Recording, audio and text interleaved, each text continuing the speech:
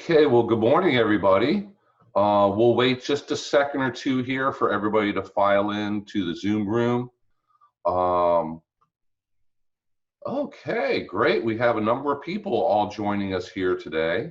We kind of figured this would be a popular topic, but we're never really sure when we don't have registration how many people are going to show up. So, good morning, everyone. My name is Bill Lester. I'm with University of Florida IFAS Extension Service here in Hernando County.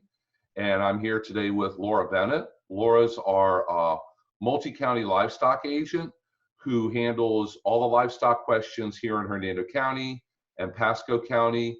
And what other counties do you cover, or is that it? Sumter. Sumter County also. So I know I send, when you guys ask me a livestock question or pasture question, I forward it to Laura. So Laura's going to do most of the teaching today because I need to be honest, and I am not a livestock expert. So today we're going to be learning about backyard chickens, or backyard poultry. So I'll let Laura tell all about that and let her explain a little bit more about exactly what she does. But very quickly, I just want to make quick mention of exactly why we decided to do a workshop like this. I spoke with Laura, and it was probably almost a year ago that the two of us get a lot of questions from new residents who say, maybe I just moved to this part of Florida, or I just moved to Florida from another state, and I have 1 acre or 5 acres or 10 acres, and I want to start a farm. I want to raise goats. I want to raise chickens. I want to have cattle. I want to do everything. How do I do it? And there's no really easy way for us to answer that, easily and quickly.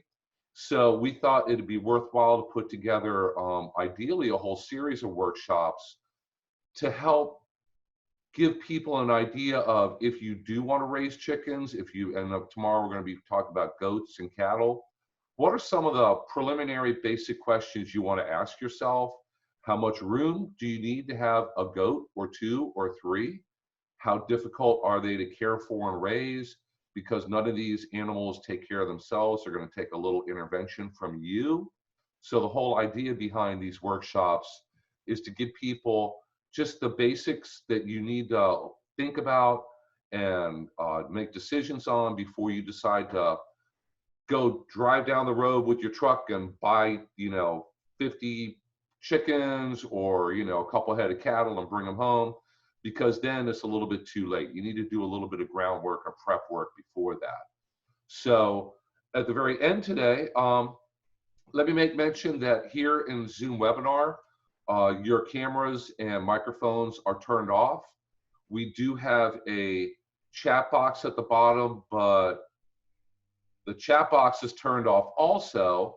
But if you look at the bottom of your screen, you're going to see a little box that says Q&A. If you click on that, you can type in your questions, and we're going to have plenty of time at the very end for going over questions, and Laura's more than happy to answer everything that you have questions about. So during the presentation, you can go ahead and start typing in your questions, and we'll go over all of them at the very end. So let me quit rambling here and go ahead and turn it over to Laura. Laura, it's all yours. Okay, let me get my screen up here. Let's see if it will come up. All right, Bill, I'm assuming you can see? Yes, I can see it just fine. It's working just great here. Perfect. Good morning, everyone. I'm glad you could join us today and let us share with you some information to perhaps help you make a decision about whether you want to include a small flock of poultry on your property. This presentation is not going to be all-encompassing. It's really, I call it the 10,000-foot view of what is going to be involved if you own poultry. At the end of the presentation, I'll have all my contact information. And if there's something that you specifically would like more information on, just reach out to me and I will get that to you.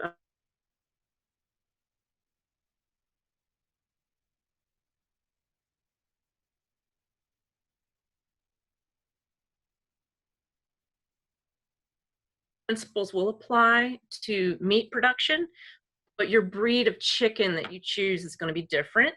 And there'll be some differences in how you do a little bit of management, but otherwise, in general, this information will apply to both.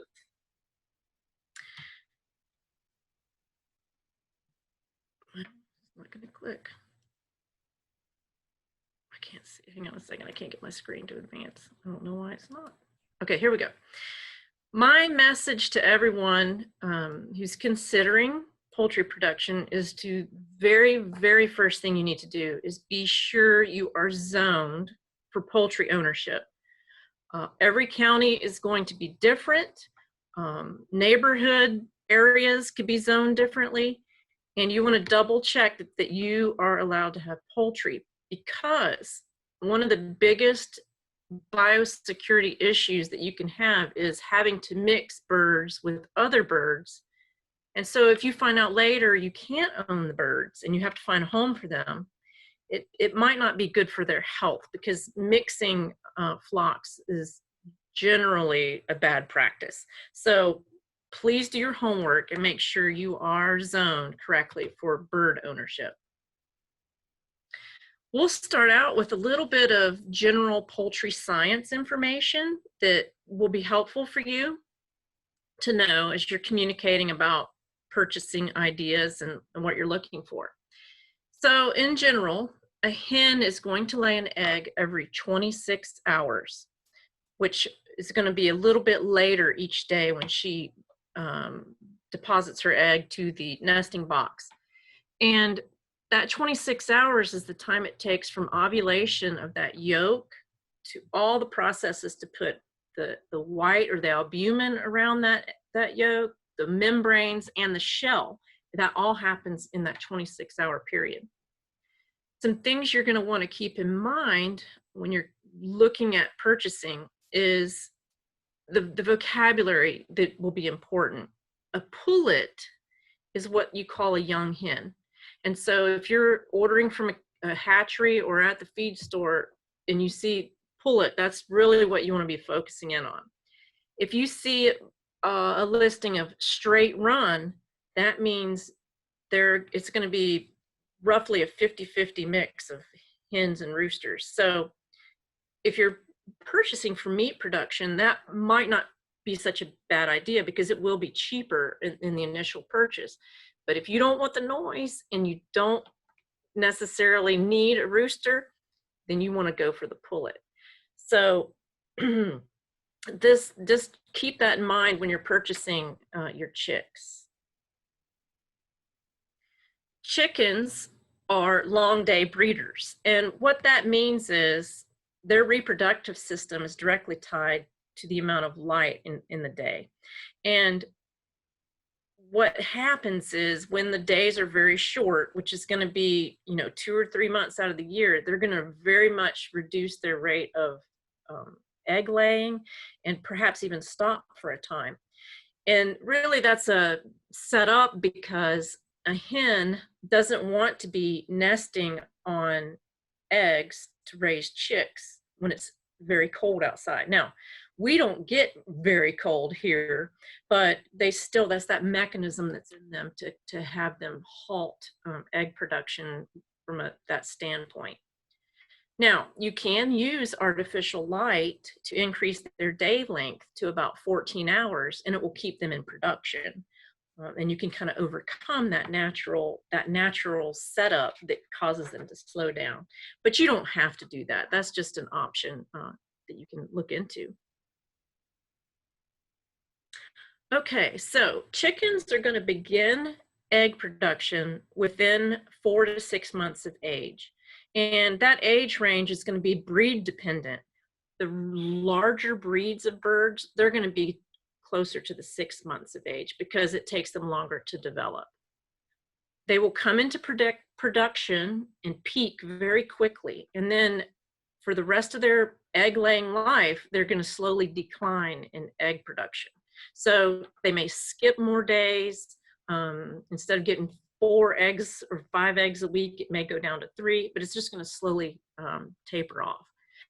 Now they'll produce eggs for about 3 to 4 years, and then they'll be done. That length of egg production is going to be dependent on stressors. And so we're going to talk about stressors more in detail, but the less stress the chickens have, whether it be nutritional, parasite load, health issues, the less stress they have, the longer they will produce.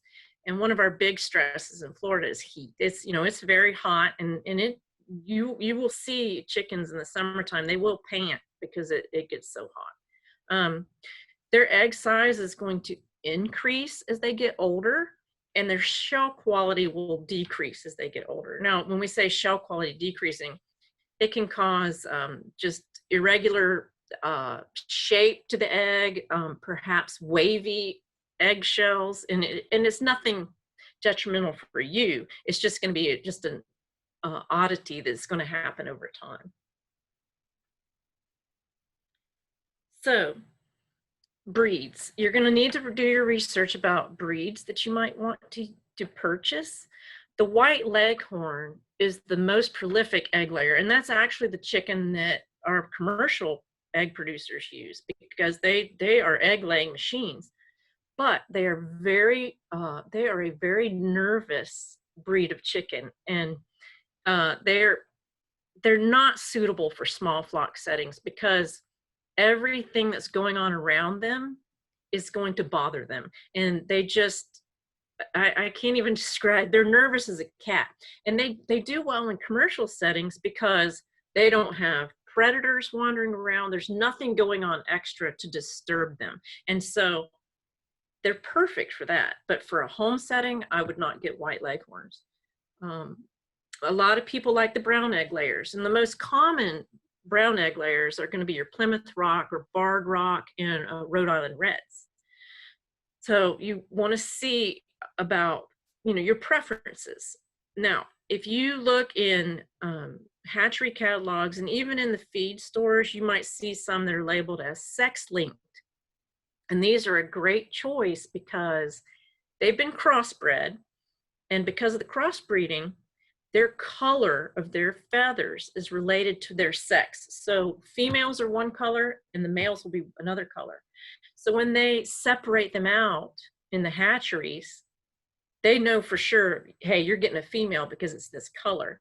And so even if you buy Plymouth Rocks or Rhode Island Red, for example, and you choose only pullets, you're still going to run the risk that there could be a rooster in there because even they're sexing them at birth, and the process is, it's not perfect, and the people that do it do a, you know, exceptional job. I can't do it, but there is a chance there could be mistakes. And you also need to consider, if I buy 10 pullets and one of them happens to be a rooster, are you going to be able to tolerate that? Or if you're not, you need to decide how you're going to handle that, because there is a chance you could end up with a rooster.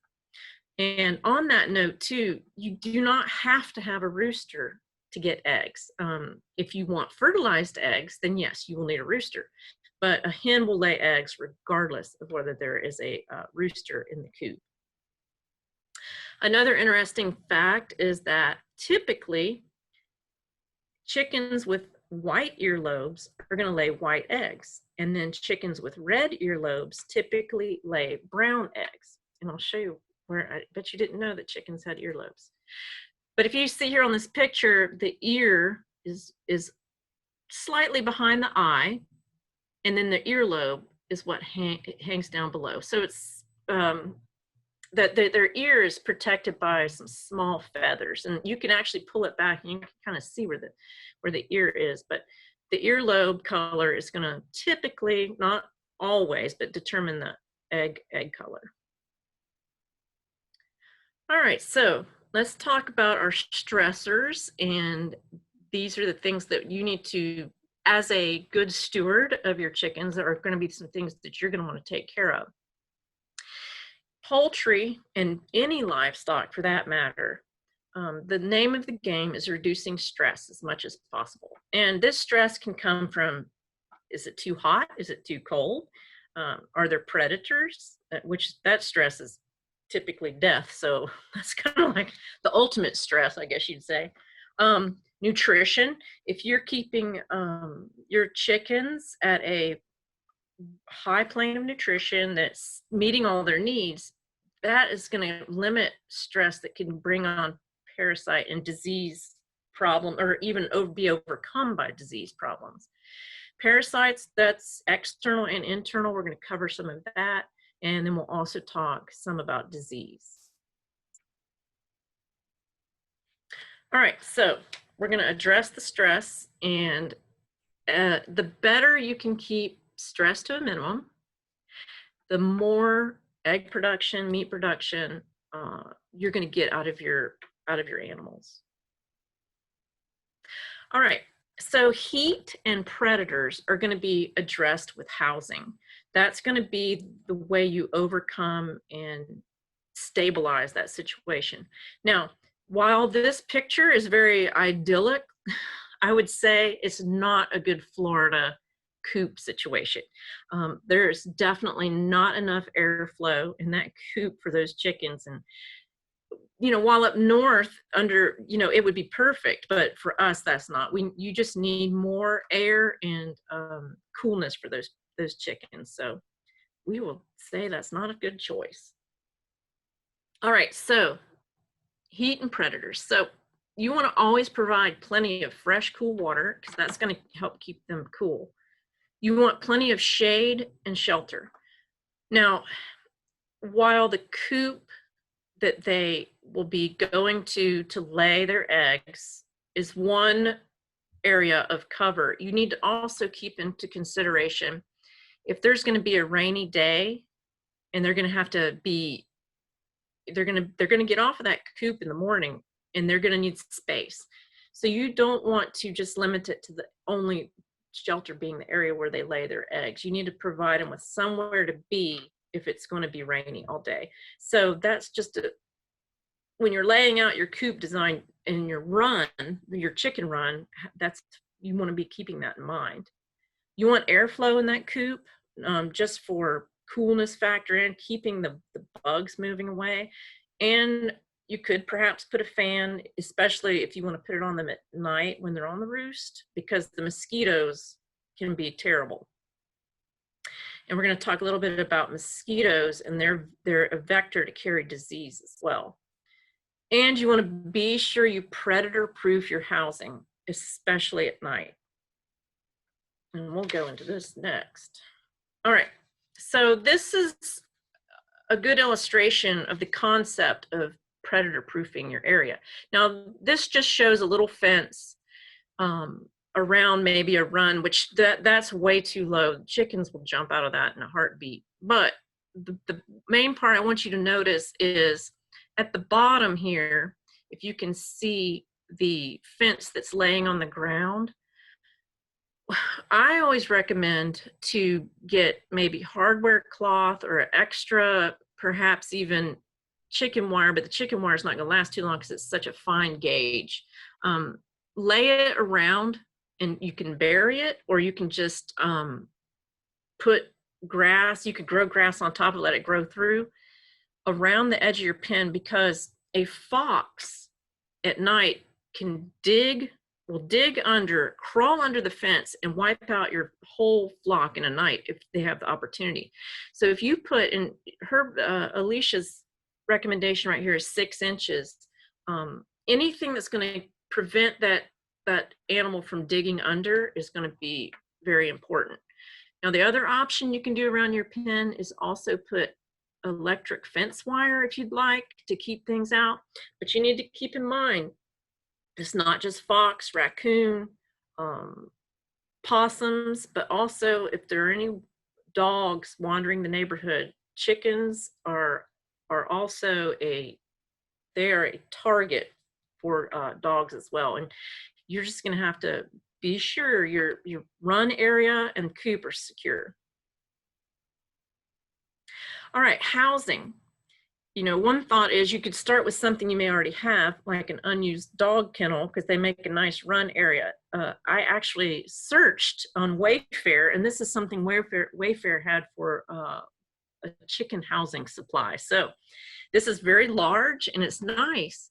The one thing you want to consider is this one would need a kind of a windbreak and coop space also added to it. But this is a very, you got your shade, you've got plenty of space that it would keep them cool as well. So think about how you want to do that. And also, if you're going to move the chickens around, say, leave them 2 to 3 days in one spot and move them around to another spot, you would want something more mobile. And, the chicken tractor idea would be good as well, because this would, of course, be something more permanent. You couldn't really move that around very easily or frequently at all. All right, for housing management, keep in mind that you want a minimum of 3 to 5 square feet of floor space per bird. That gives them room to roam about during the day. You want at least 1 nest box for every 5 hens in the flock.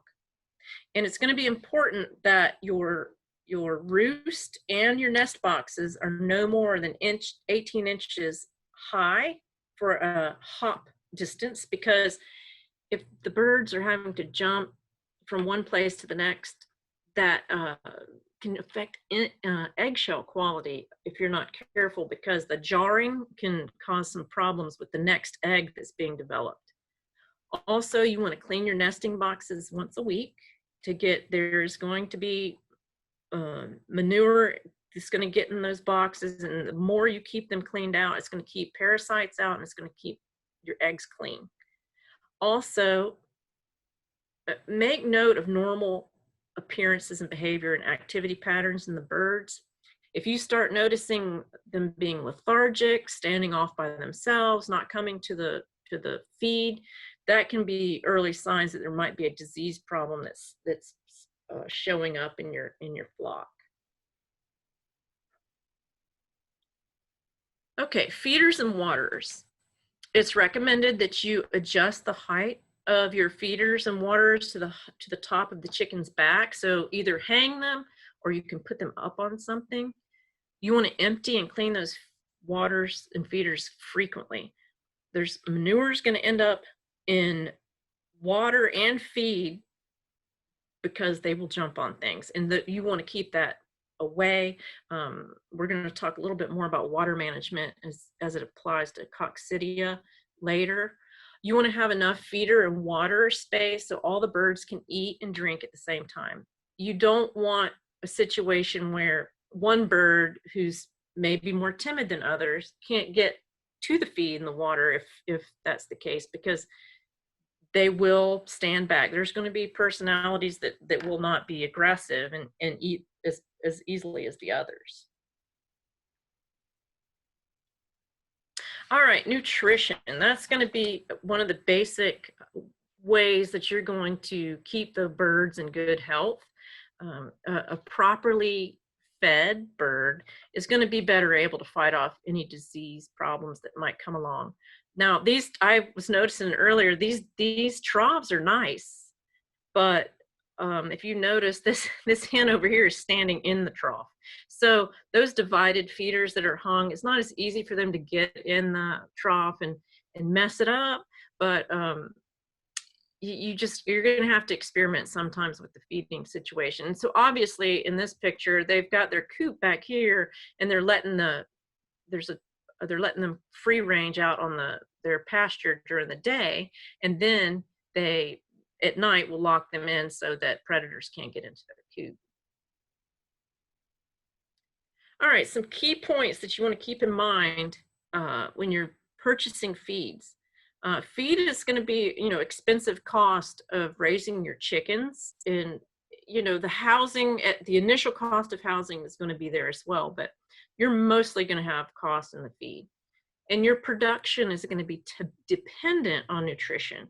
So the idea being, if you have them at optimum nutrition, they will be at optimum production, meaning growth to get meat birds or in egg laying.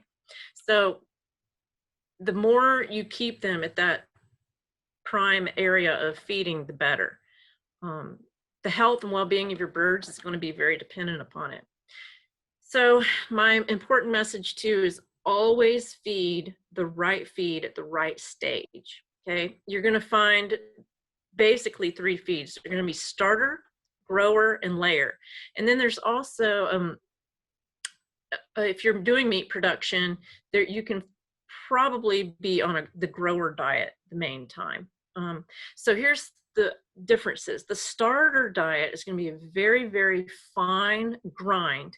And so for very young chicks that haven't gotten the grit buildup in their gizzard yet, they need this fine grind. And it's also going to be something that's going to help them grow and get to that grower stage quicker. The grower stage is going to be probably not as fine of a grind, but it's going to also have increased protein, because when you're growing, that's the main thing you need for tissue, organ, and muscle development.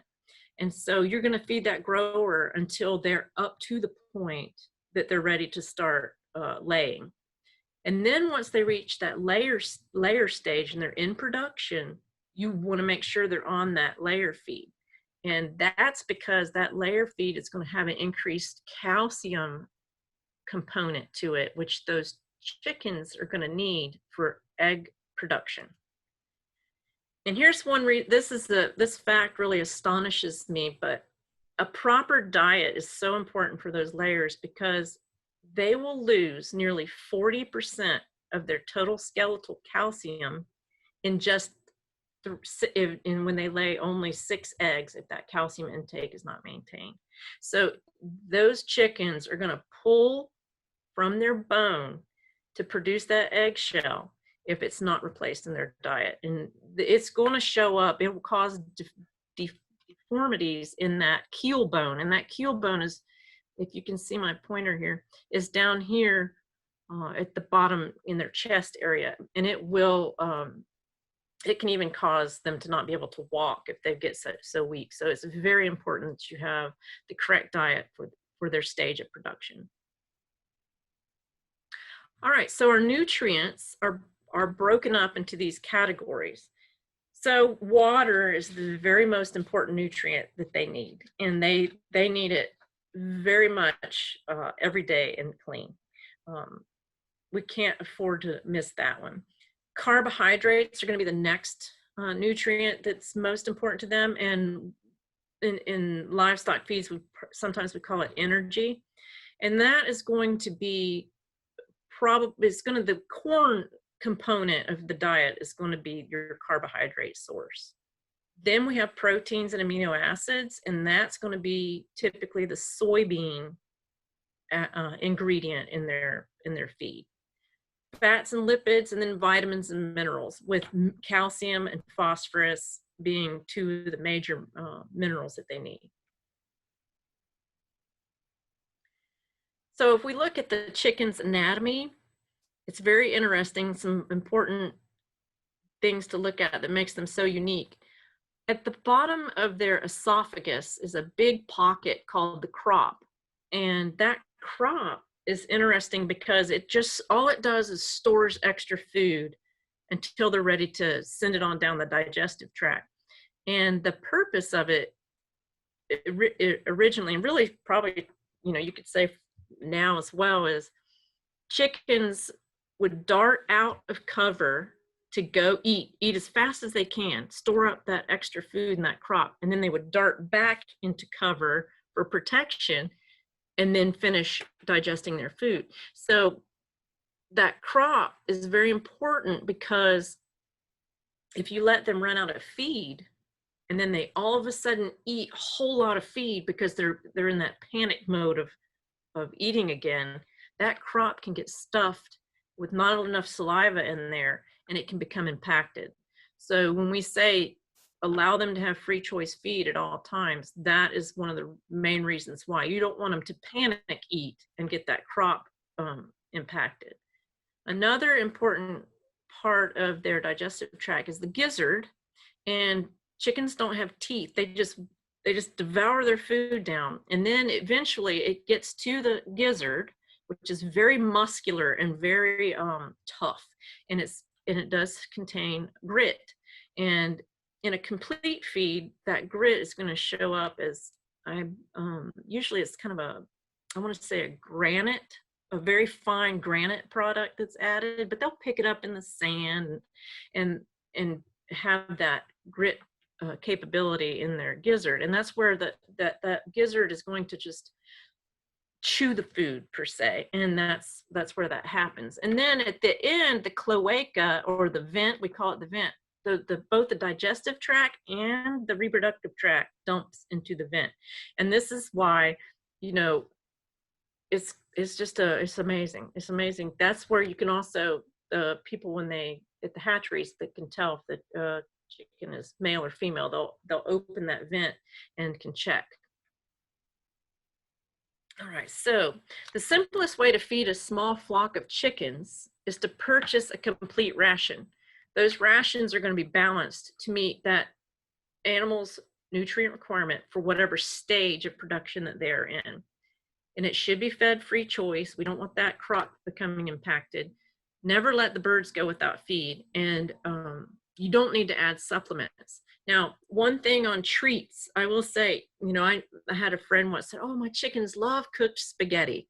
And it's fine to give them odd things like that, but not in quantity, because anytime you feed them something outside of their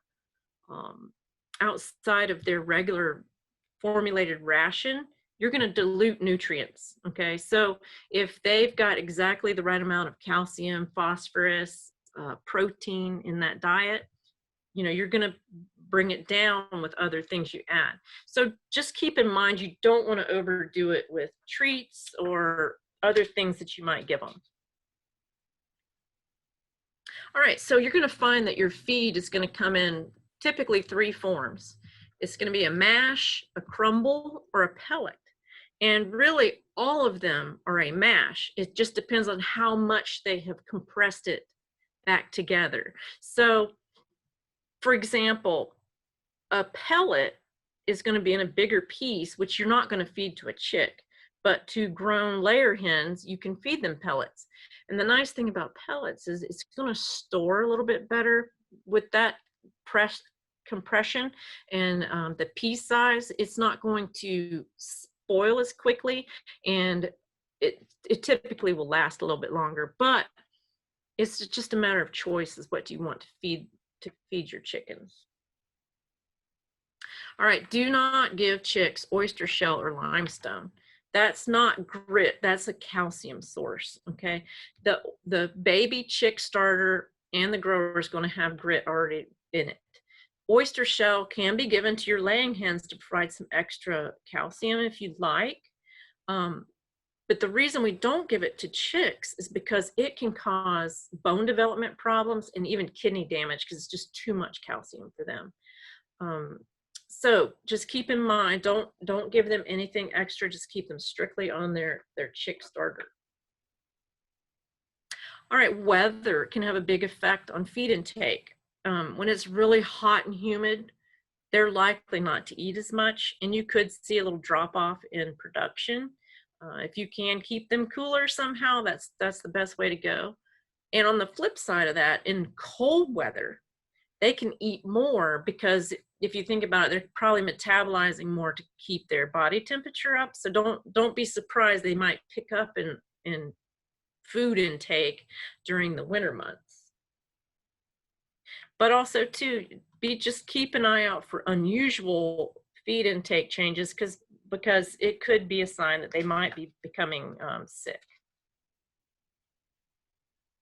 All right, very important to keep your feed dry and keep it fresh. So in summer months, I would never buy more than 2 or 3 weeks worth at a time, and try to keep it under a month. You can keep it longer in the winter because it's cooler, but the humidity and the heat is not good on feed. You want to keep rodents from the stored feed, because the rodents can carry disease. If you put feed on pallets, you can help increase air circulation around it and will reduce moisture that could be have access to your feed. And never feed them moldy feed. Moldy feed can produce aflatoxins that can be detrimental to your chickens. So not only in the bag, keep it from molding, but also in the feeder. Don't put so much feed in that feeder that it has a chance to get moisture to it.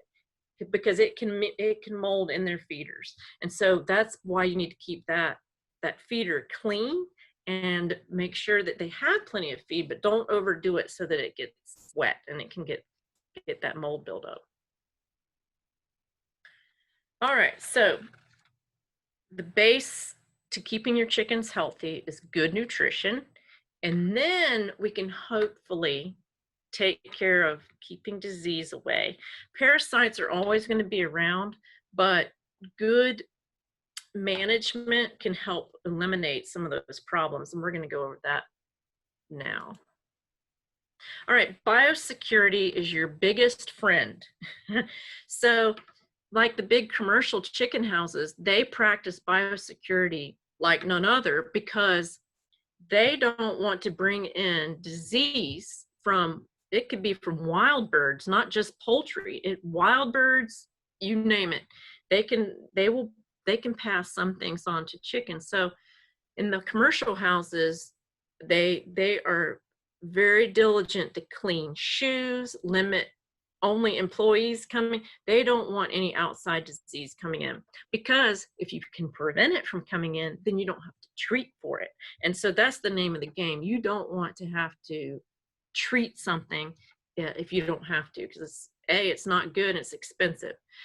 So if you're going to buy from a hatchery, try to locate one that's a part of the National Poultry Improvement Plan, because they are going to be practicing these biosecurity measures, and you can have some confidence that you're not going to bring something into your flock.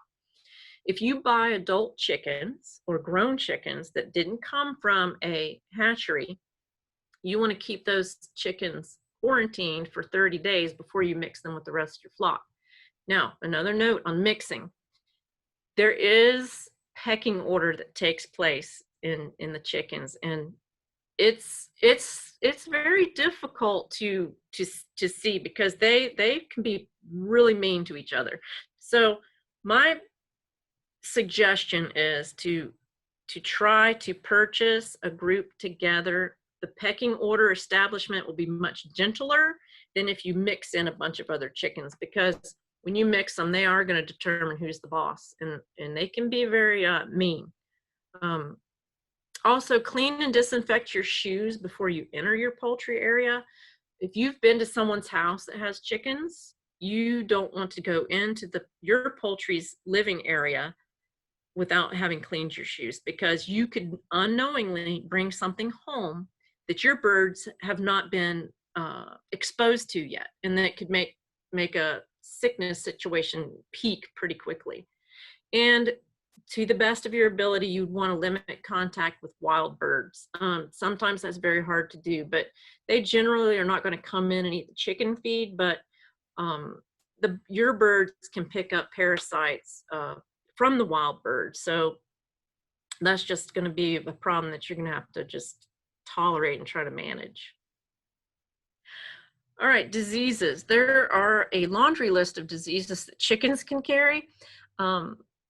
I was on a in-service training not too long ago, and the expert said, really, the best thing to do is to not get overcome with worrying about a lot of these vaccines. Some states don't allow you to give vaccines to chickens. You can inadvertently cause some problems with the vaccine if you're not careful, because a lot of these are modified live virus combinations. Their recommendation is, if you buy from a hatchery, go ahead and request that you get the Marek's disease vaccine. And you'll see on a hatchery order form, it'll say, do you want Marek's disease? Go ahead and say yes. It's very cheap, and they can do it right there before the chicks leave the hatchery. For Florida, it is recommended that you might want to get the fowlpox vaccine. Now, most people, I don't think, fool with it. If you can manage the mosquitoes some, perhaps by putting a fan on them or whatnot, this might not be so much of a problem. But just know that if you order fowlpox, you need to make sure that it's allowed, and then also it's gonna come with this 2-prong device, and you'll mix the vaccine, you'll dip the needles in the vaccine, and typically you puncture underneath in the wing web area, and you're just really, it's almost like if you've ever had a tuberculosis test when they prick you, that's basically what you're doing. But like I say, most people don't worry about it, but if you are interested, you might want to look into it. All right, so let's say you notice your birds are having some problems, or let's say one dies unexpectedly, and you really want to know what's going on. There is a diagnostic lab over in Kissimmee that is subsidized or funded by the Florida Department of Agriculture and Consumer Services. And livestock animals, in particular, the tests are very low cost. And when you go to their website, you can go to the poultry site, you can pull up whatever test you would like done, and you can even get the shipping label from the site. And I believe the shipping is even subsidized. And you can either deliver the chicken, or you can have it shipped overnight, and you can have tests done. I doubt that you'll need this, but I just wanted to let you be aware in the event that you wanted to have something done in case you had some problems. All right, let's talk about parasites, because this one is going to be the one that you're going to have the most trouble with. The only dewormer that is labeled for poultry is piperazine. I can't even pronounce it correctly. And that's the only one that you're going to have, and it will help get rid of roundworms. Now, this one will be something that you will put in water, and they will intake it for a couple days, and then you're done. You will want to read the label, because there could be a withdrawal time, and with withdrawal time will be, that tells you when it's safe to consume the eggs afterwards or safe to harvest animals for meat. So just always read the label to make sure that you don't have to destroy the eggs for so many days after you've given them the dewormer. Now, this is my side note to the fact that it's very important for you to have a relationship with a veterinarian, because there are other dewormers available for other livestock that might be able to be used for your chickens, but that would be off-label use and it's illegal.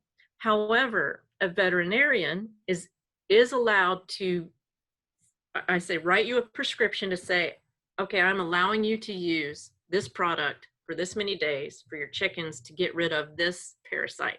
So if you have a veterinarian, you're probably gonna have to get a large animal veterinarian because it is livestock. Probably your dog and cat veterinarian would probably not take this on, but if you do see you're gonna need an extra dewormer, you're gonna need to go through the veterinarian to get that off-label use. All right, let's talk about coccidia.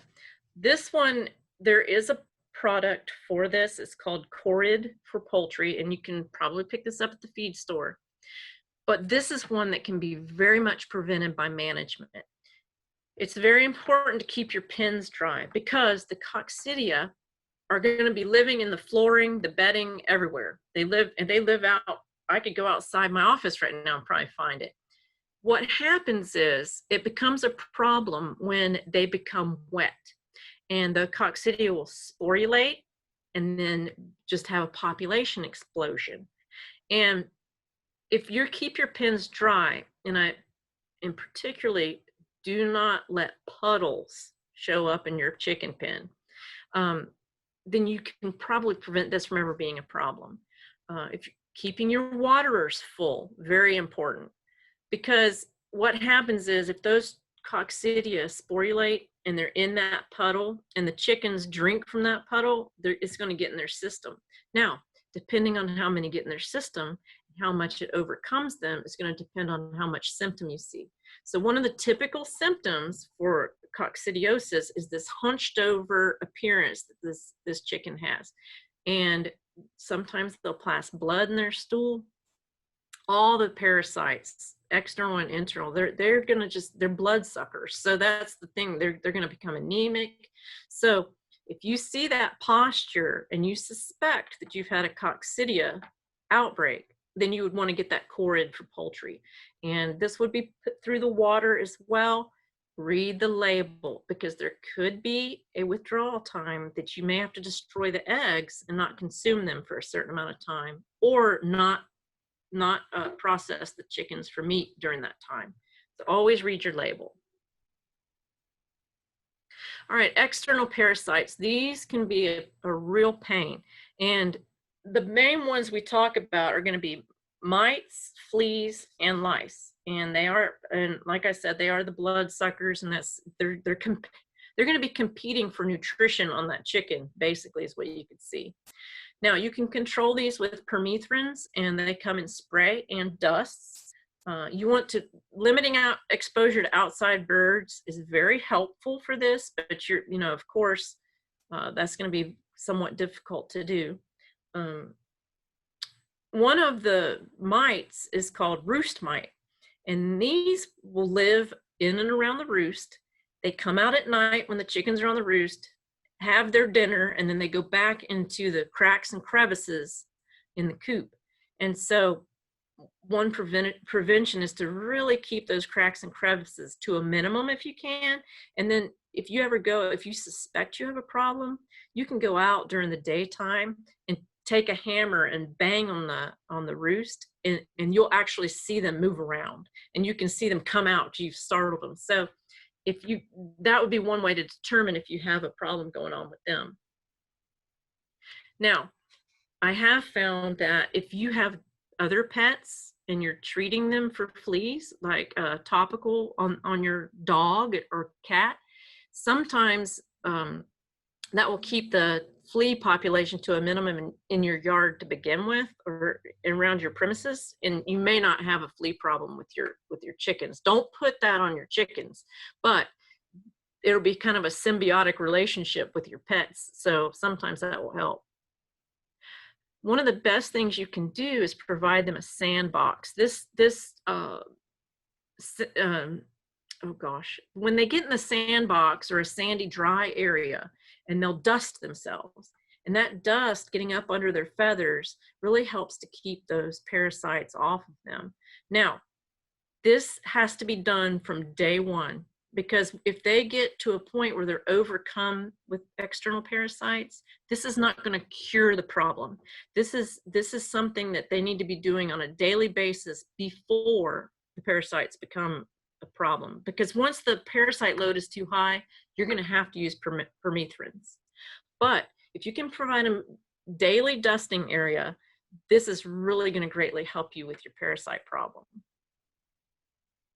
Now, this is a picture of a chick that's been overcome by fleas. You can see it all around their face. That's going to be a permethrin issue, and also somehow treat the area that they're living in, because that's pretty bad. I've never seen them that bad on a chicken, but obviously it's possible. Now, this is the underside of a chicken's beak, and if you can see those little white or cream-colored cigar-shaped nits that are around the base of each feather, that is lice. And this is going to require permethrin treatments every 7 days for 3 weeks to break that cycle. So just be aware if you get, I've never seen this bad, but obviously it can happen. So if it does get to this, you're going to have to be very diligent to break that life cycle of the lice. Okay, this is fowl mites that are around that vent area. That's where you're going to mostly find it. And it's going to look like almost concrete. We call it pasty. It's a concrete looking almost product that gets at the base of the feathers. And that's going to require some permethrin treatment. And actually, that debris needs to be removed, because what you do when it gets like that, all the feathers that have that cement on it, you want to pluck them and get them off of there, and then treat with permethrins, because those are bad. All right, this is scaly leg mite. This is something else you might see. This is probably the worst case of scaly leg mite I've ever seen, and that's terrible. But what you're going to do before it gets to this, way before, if you notice on their feet any of their little scales starting to peel up a little bit, at that moment, what you want to start doing is coating their feet and their scales with Vaseline, because Vaseline will suffocate those mites and you can kill them and get rid of them. Now, once it gets to this stage, it's way too late. You cannot, that's not going to help with this. It's already caused deformities. But you have to be on top of it very early, and you can prevent this from getting out of hand. But that's one thing to do, is watch for those scales to start that lifting, and then just coat the scales down with Vaseline. Now, there's a searchable database of approved pesticides that you can use for chickens and for parasite control. And what you want to do is always look to see if it's something is approved to be used on them. And you don't want to apply something that's not legal and that would be considered off-label, because you can be detrimental to your food that you're eating, and you can also be detrimental to the chicken. And the other idea too is always try to do as much prevention without treatment, because you can develop a pesticide resistance in those parasites if you're not careful. So use them as infrequently as you can, and try to do some of that management and prevention measures ahead of time, because it will spare you a lot of grief.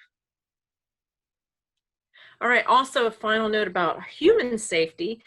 Just be aware that chickens, they're going to carry germs just like we carry germs, and in their droppings, and it can be on their bodies as well. It can be on their mouth. Always wash your hands with soap and water right after handling poultry or in areas where they live. Children, young children, they love to pick up their chickens and handle them, but just try to keep in mind that just have a good protocol for keeping your hands and children's hands clean, because the kids will forget. All right, so your decision, I guess, in the end is there are pros and cons. Chickens are easy to handle, that you don't have to have a lot of expensive equipment. They can provide daily food and egg production, and the animals themselves are relatively inexpensive. Now, the cons with chickens, the predators can be difficult to manage. You have to do a lot of prevention up front. The parasites can become difficult to manage.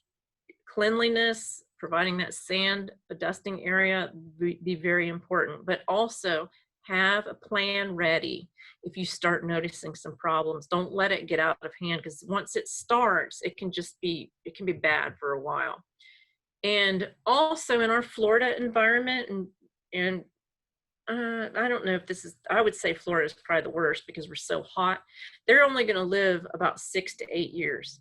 Not only from our heat, but our heat and humidity, we've got more of a parasite issue here, I'd say. And, you know, it's just not going to allow them to have as long of lives if they live somewhere where we're more temperate. So that's just something to keep in mind, that they're not going to be a long-lived animal that's going to be in your flock.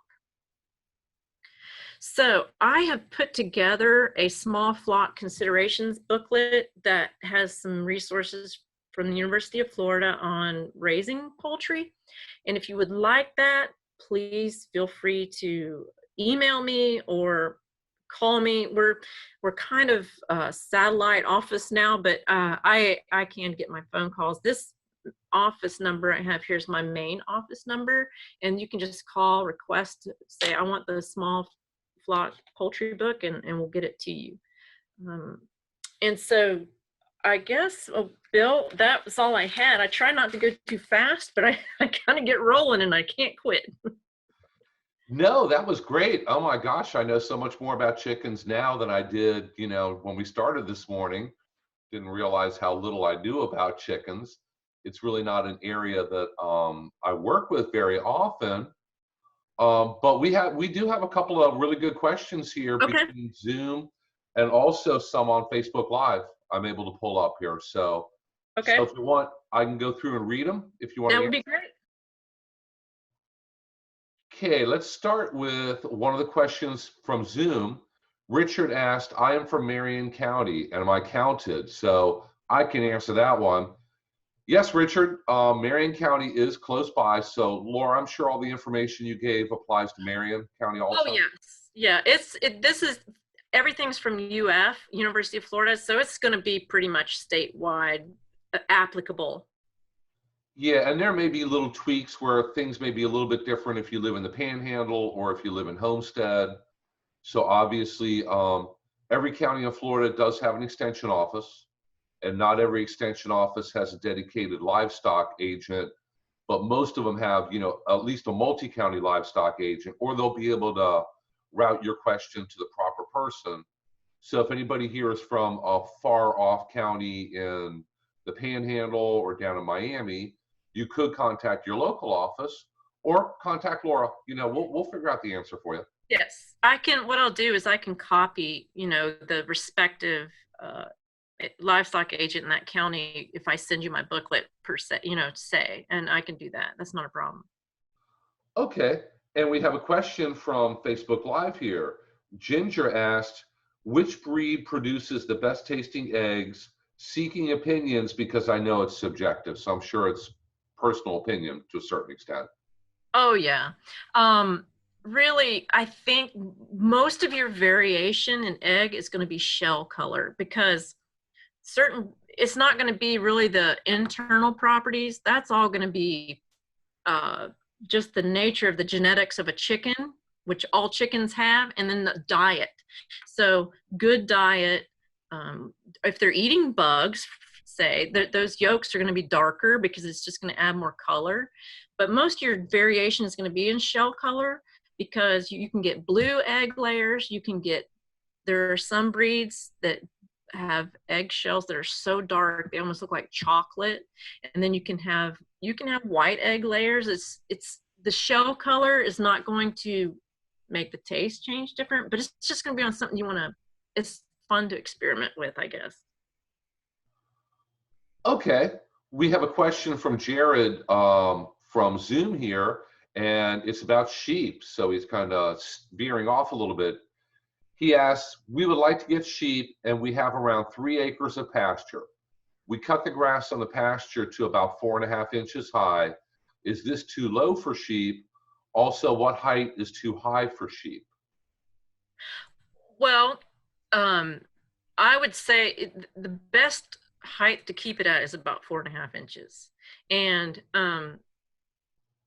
so we're going to go over some of that tomorrow because we're going to talk about sheep, goats, and cattle, and talk about how some prefer to graze and some prefer to browse. And no, I would just try, the quality of the grass is going to be best kept when it's about 4.5 to 5 inches tall. And I would keep it under 8. So that 4 to 8 window would be about the best. Okay, and let me make mention that we are doing part 2 of this workshop tomorrow. Same time, same place, same Zoom link, and we're also broadcasting on Facebook Live. So if the technology works as well tomorrow as it did today, you'll be able to tune in that way also.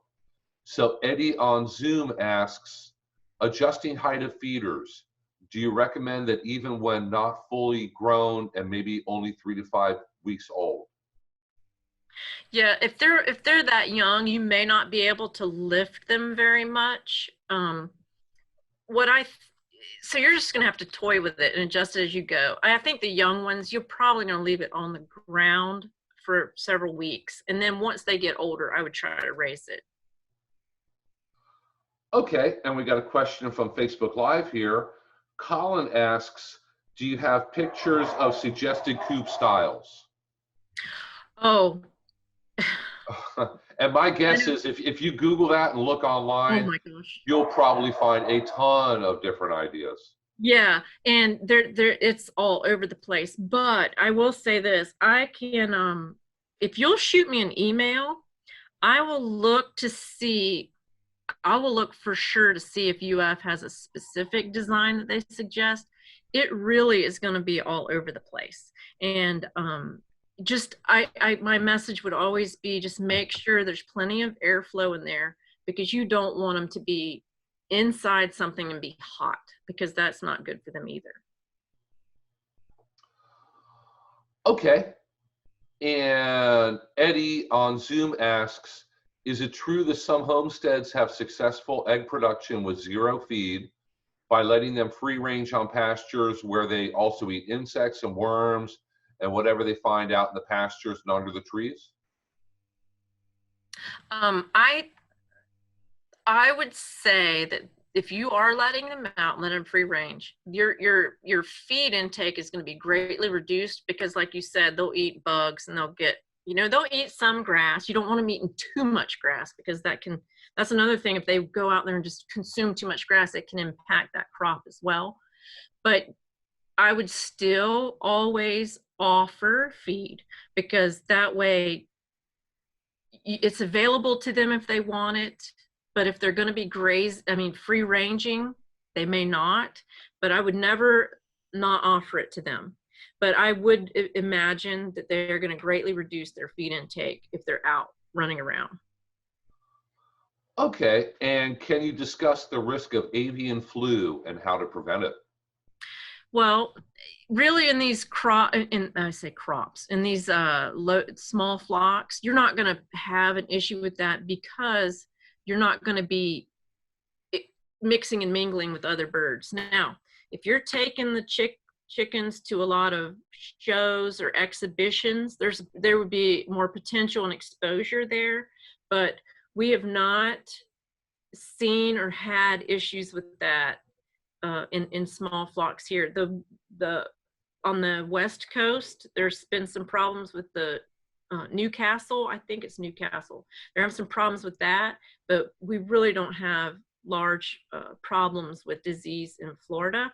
And that's something else. If you ever want to look to see like the latest stats on disease outbreaks or problems, you can go to the Florida Department of Agriculture and Consumer Service website and get in the animal division and get in the poultry division, and they typically will list any problems or outbreaks that are going on, but we're not having any issues with that.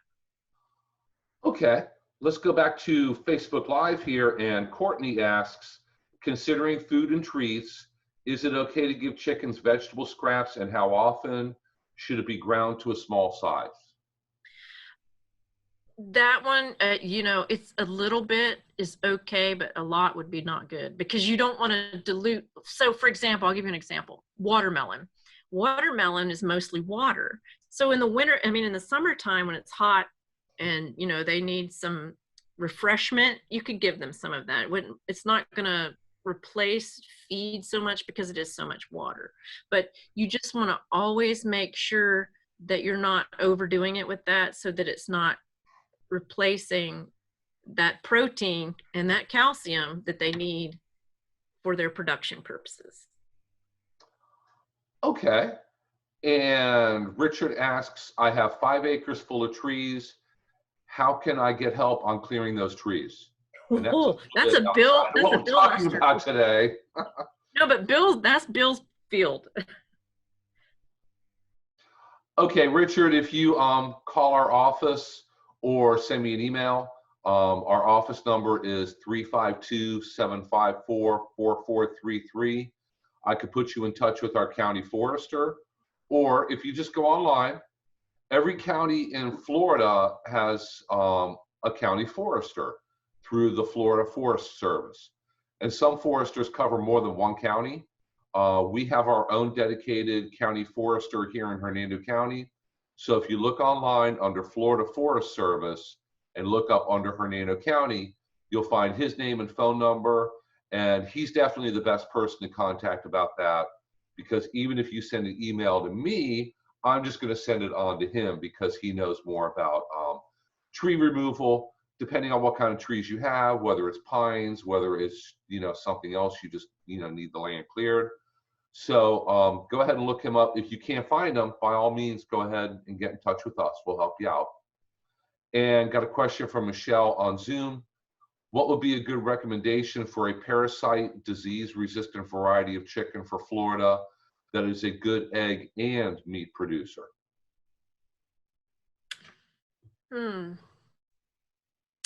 Egg and meat. And resistant. Yeah. Well, really, I'm trying to think. I'll have to look into that, because a lot of people will just, by nature of selection, keep chickens and let them have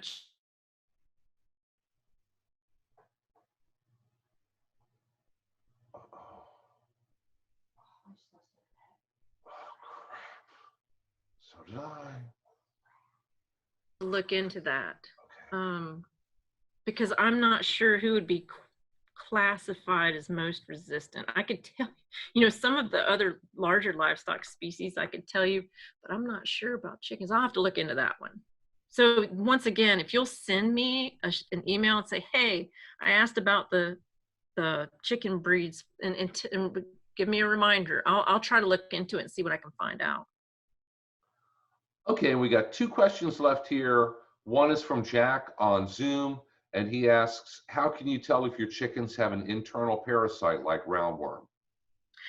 Well, you might see them starting to lose a little bit of weight. They might have, their manure will probably, a lot of times will have some looseness to it that wasn't there before. Sometimes they will actually pass sometimes you might see a little blood in their manure. Those are some things that you want to look for. Now, I will say this, if they are staying in good shape, if their egg production is staying where it needs to be, and even if they do have a slight roundworm load, you don't necessarily have to deworm them, because if they can overcome it without being treated for it, then you can put off building up in, because even with our internal parasites, you can get some resistance to the products that we use for them. So the longer you can put it off and that chicken just learns to cope and fends them off themselves, the better. So if you're not noticing large problems like that, then you can probably just say, okay, we're going to call it good. If that makes sense. I hope that makes sense. Okay, we got one last question from Colin on Facebook Live, and he asks, what about meat rabbits versus chickens? So which is going to be better, rabbits or chickens? Oh my. Well, if it's okay, so if it's for your own home use, you're just going to decide which one am I going to find more useful to me. Now, if you're going to try to, start a small business, you got to think about how you're going to market either one of those.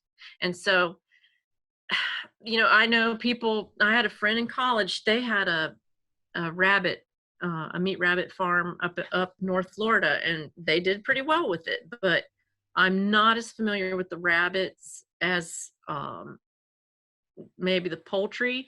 But once again, if you'll shoot me an email, I can try to find out the best place to go for the rabbit information, because that's going to be a little bit harder to come by, because not that many people, as you know, are into the meat rabbit production.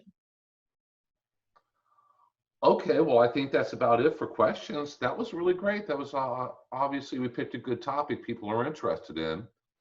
And I could tell you that if I had to choose between chickens and rabbits, my wife's not eating rabbits. So that's not even an option for me. But you know what? They really do taste like chicken. I've had it before. That's what I've always heard.